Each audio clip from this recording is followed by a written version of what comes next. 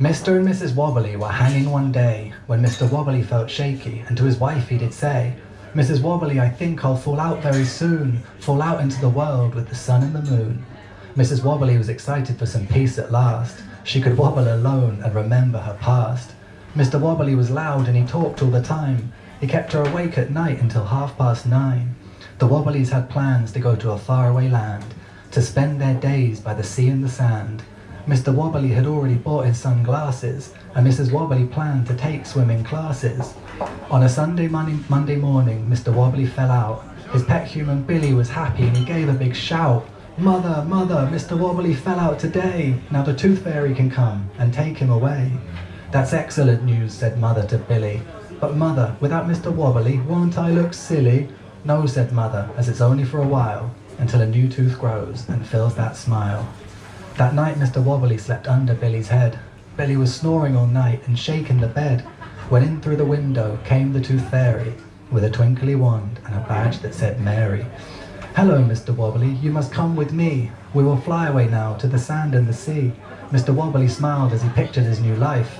Then panicked a moment as he remembered his wife. "But what about Mrs. Wobbly?" he said to Mary. "Can't you magic her with us? You are a fairy." Mary waved her wand and spoke out loud, speaking to the Queen Fairy that lives in the clouds. "Hello there, Queen, can you hear me? Shall I bring Mrs. Wobbly or leave her be?" The Queen appeared in front of their eyes, wearing a hat and a moustache as part of a disguise. When she's out of the clouds, she has to hide and keep her bodyguards close by her side. The Queen said, "I'm sorry, Mary, but you must not forget. You cannot take Mrs. Wobbly. It's not her time yet. She has to stay with her human till the time is right. Then you can sneak in and take her away one night." So off they flew away into the sky. Mrs. Wobbly shouted as she waved him goodbye.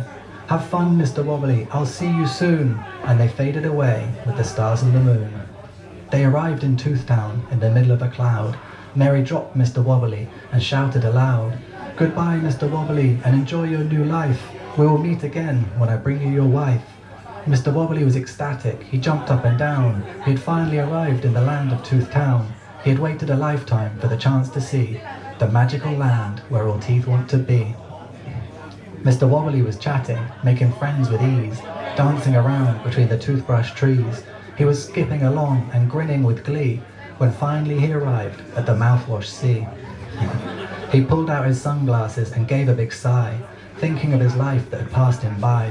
His pet human was good and had treated him well, so he was taken to Tooth Heaven instead of Tooth Hell. A few weeks later, Mrs. Wobbly was singing when she was rudely disturbed by the telephone ringing. She picked up the phone and growled a yes, and the voice that responded, "Well, I bet you can guess." "Hello, Mrs. Wobbly, how I've missed you. I tried calling many times, but I couldn't get through. I can't wait to see you. I hope it is soon that you fly up to Tooth Town between the stars and the moon."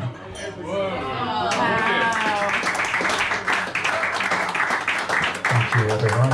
And if anyone knows people that like to do animations or illustrations or anything like that, then chat to me, because I'm always looking for collaborations and anything like that. And thanks everyone for having me here.